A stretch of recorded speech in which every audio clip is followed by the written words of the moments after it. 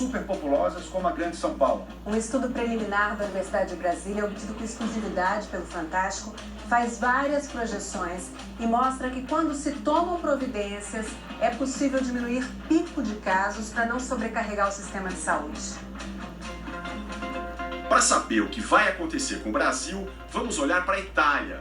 Ou melhor, escutar a Itália. Oi, gente, meu nome é Mariana, eu sou médica, eu moro na Itália, no norte, na Lombardia, numa cidade que chama Brescia, e a gente está atendendo um fluxo muito grande de casos de coronavírus. Nós temos mais de 50 pacientes confirmados.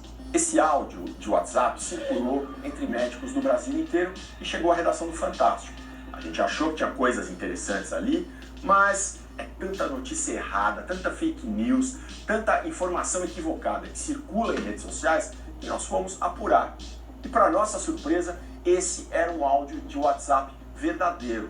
A doutora Mariana existe, uma médica brasileira de Santa Catarina que está trabalhando em Brescia, na Itália, bem no centro da epidemia do novo coronavírus. Doutora Mariana, fala pra gente como é que a sua rotina mudou, digamos, nas últimas 3 semanas. Primeira grande mudança foi num domingo que eu cheguei em casa, eu cheguei do plantão e eu descobri que na segunda-feira, no dia seguinte, o meu filho não teria aula.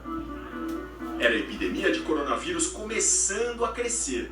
O hospital da doutora Mariana já vinha recebendo alguns casos, mas não eram tantos assim. Eu trabalhei aquela semana toda que estava tudo relativamente sob controle. Na sexta-feira eu saí do hospital, tudo tranquilo. Durou pouco.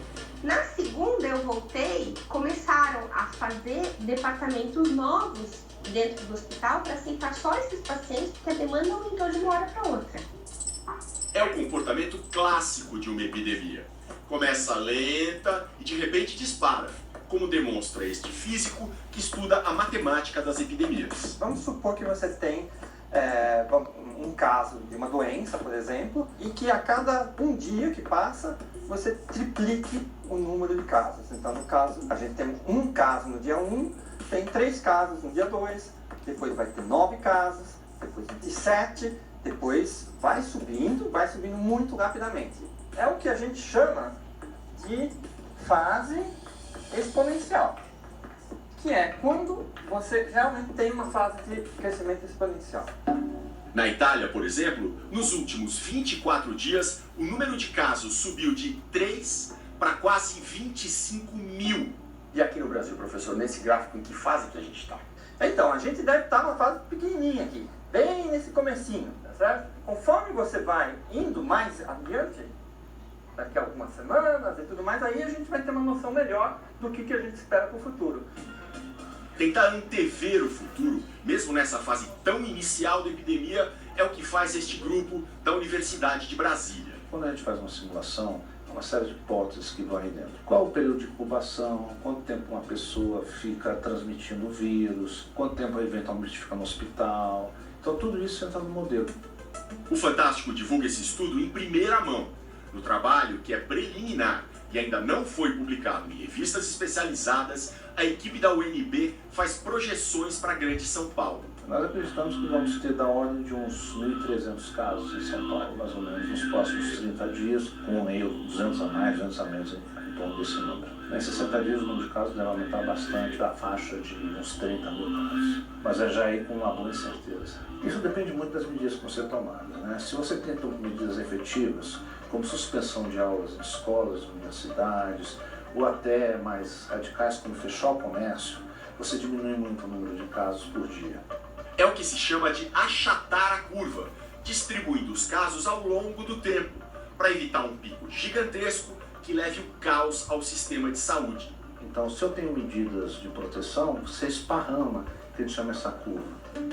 Na fase em que a curva da epidemia ainda está crescendo, é natural que aumente o número de pacientes graves. Doutora, já morreram pacientes de coronavírus no seu hospital? No hospital onde eu trabalho, cerca de 30 pacientes. Para salvar vidas, um dos principais recursos é a ventilação mecânica, que ajuda o paciente a respirar. Também se usam medicamentos contra os sintomas. Mas que remédios usar diretamente contra um vírus que era desconhecido até outro dia? Na China e no Hospital da Itália, onde trabalha a médica catarinense Mariana, foi resgatado um remédio do começo do combate ao HIV, o vírus da AIDS. Não está sendo usado para todos os pacientes, até porque a eficácia não é uma coisa que a gente tenha certeza. Estão sendo usados para pacientes muito graves que estão usando como alternativa única. O remédio funcionou em laboratório contra o coronavírus, o que não quer dizer que vá funcionar dentro do organismo também.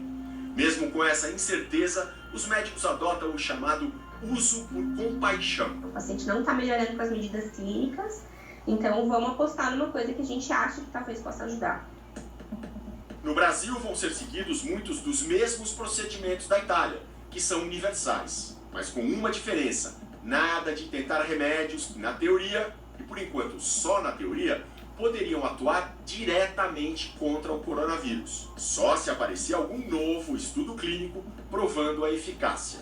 Nós não temos ainda um tratamento específico, nós não temos um antiviral que comprovadamente tenha algum efeito no paciente com coronavírus.